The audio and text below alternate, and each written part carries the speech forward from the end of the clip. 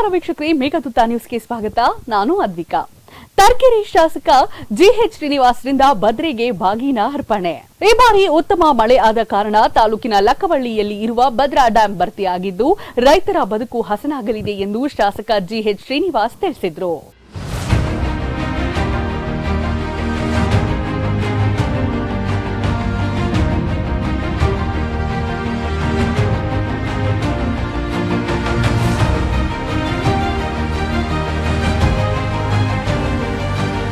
ಈ ಬಾರಿ ಉತ್ತಮ ಮಳೆ ಆದ ಕಾರಣ ತಾಲೂಕಿನ ಲಕ್ಕವಳ್ಳಿಯಲ್ಲಿ ಇರುವ ಭದ್ರಾ ಡ್ಯಾಂ ಭರ್ತಿಯಾಗಿದ್ದು ರೈತರ ಬದುಕು ಹಸನಾಗಲಿದೆ ಎಂದು ಶಾಸಕ ಜಿಎಚ್ ಶ್ರೀನಿವಾಸ್ ತಿಳಿಸಿದರು. ಅವರು ಭದ್ರಾ ಡ್ಯಾಂಗೆ ಬಾಗಿನ ಅರ್ಪಿಸಿ ಮಾತನಾಡಿ, ಭದ್ರಾ ಎಡಬಲ ಮತ್ತು ಮೇಲ್ದಂಡೆ ಕಾಲುವೆಗಳ ಮೂಲಕ ಈಗಾಗಲೇ ನೀರು ಹರಿದು ಹೋಗುತ್ತಿದೆ. ಇದರಿಂದ ತಾಲೂಕಿನ ನೂರಾರು ಕೆರೆಗಳು ತುಂಬಿವೆ ಎಂದರು. ಭದ್ರಾ ಅಣೆಕಟ್ಟಿನಿಂದ ಲಕ್ಕವಳ್ಳಿ ಹೋಬಳಿಗೆ ಮಾತ್ರ ನೀರಾವರಿ ಸೌಲಭ್ಯ ದೊರೆಯುತ್ತಿದೆ. ಇನ್ನುಳಿದ ಹೋಬಳಿಗಳ ಕೆರೆಗಳಿಗೆ ಭದ್ರಾ ಮೇಲ್ದಂಡೆ ಮತ್ತು ಉಬ್ರಾಣಿ ಏತ ನೀರಾವರಿ ಯೋಜನೆ ಅಡಿ ನೀರನ್ನು ಹಾಯಿಸಲಾಗುತ್ತಿದ್ದು ಕೆಲವೇ ದಿನಗಳಲ್ಲಿ ಎಲ್ಲಾ ಕೆರೆಗಳು ಭರ್ತಿಯಾಗಲಿವೆ ಎಂದರು.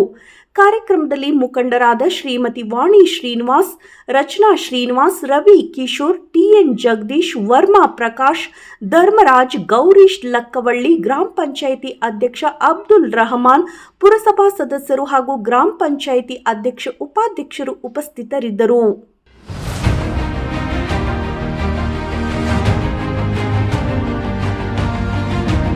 ನಮ್ಮ ನಾಯಕರು ಉಪಮುಖ್ಯಮಂತ್ರಿಗಳಾದ ಡಿ.ಕೆ. ಶಿವಕುಮಾರ್ ಅವರು ಈ ಒಂದು ಕಾರ್ಯಕ್ರಮಕ್ಕೆ ಏನು ಬಾಗಿನ ಅರ್ಪಣೆ ಕಾರ್ಯಕ್ಕೆ ಬರ್ತೀವಿ ಅಂತ ಒಪ್ಪಿಕೊಂಡು, ಹಾಗಾಗಿ ನಾವೆಲ್ಲ ಡಿ.ಕೆ. ಸಾಹೇಬರು ಬರ್ತಿರೋದ್ರಿಂದ ಮತ್ತು ಮಂತ್ರಿಗಳು ಬರ್ತಿರೋದ್ರಿಂದ ಒಟ್ಟಿಗೆ ಮಾಡುವಂತ ತುರ್ತು ಬೇರೆ ಕಾರ್ಯಕ್ರಮದಿಂದ ಇಲ್ಲಿ ಬಂದಿಲ್ಲ. ಏನು ತರೀಕೆರೆ ಕ್ಷೇತ್ರಕ್ಕೆ ಡ್ಯಾಮ್ ಇದ್ದು ಕೂಡ ನಮಗೆ ಕೇವಲ ಒಂದೇ ಒಂದು ಹೋಬಳಿ ನೀರು ಬರ್ತಕ್ಕಂಥ ವಿಚಾರ ನಮಗೆಲ್ಲ ಗೊತ್ತಿರ್ತಕ್ಕಂಥದ್ದು. ಆದರೆ ಸಿದ್ದರಾಮಯ್ಯ ಮುಖ್ಯಮಂತ್ರಿ ಆಗಿದ್ದರೆ ದೂರದಲ್ಲಿ ಸುಮಾರು 55,000 ಎಕರೆಗೆ ನೀರು ಕೊಡ್ತಕ್ಕಂಥದ್ದನ್ನ ಯೋಜನೆಯನ್ನು ಜಾರಿಗೆ ತಂದು ಇವತ್ತು ಮೊನ್ನೆ ಮೊದಲನೇ ನೀರು ಕೊಟ್ಟಿದ್ದೀವಿ. ನಿಜವಾಗ್ಲೂ ಕೂಡ ಅವತ್ತು ಎಂ.ಬಿ. ಪಾಟೀಲ್ ಇದ್ರು, ಇವತ್ತು ಡಿ.ಕೆ. ಶಿವಕುಮಾರ್ ಅವರಿದ್ದಾರೆ. ಅವರಿಂದ ಆ ಚಾಲನೆಯನ್ನ ಕೊಡ್ತಕ್ಕಂಥ ಕಾರ್ಯಕ್ರಮವನ್ನು ಮಾಡ್ತೇವೆ. ಸುಮಾರು 100 ಕೆರೆಗಳಿಗೆ ನೀರು ತುಂಬತಕ್ಕಂಥ ಕಾರ್ಯ ಈ 2-3 ದಿವಸದಿಂದ ನಮ್ಮ ಭಾಗದಲ್ಲಿ ಶುರುವಾಗಿದೆ. ನಿಜವಾಗ್ಲೂ ಕೂಡ ಇದೊಂದು ಹೆಮ್ಮೆಯ ವಿಚಾರ ಅಂತ ಈ ಸಂದರ್ಭದಲ್ಲಿ ಹೇಳಲಿಕ್ಕೆ ಇಷ್ಟಪಡ್ತಾ ಇದ್ದೇವೆ.